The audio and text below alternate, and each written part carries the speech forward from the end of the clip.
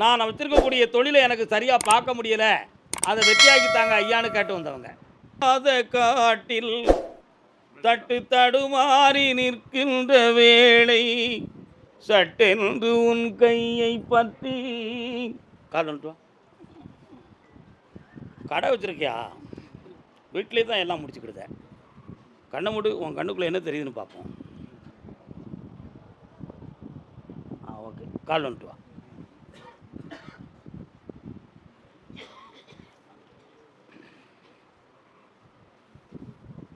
என்னடா வேணும் தம்பி?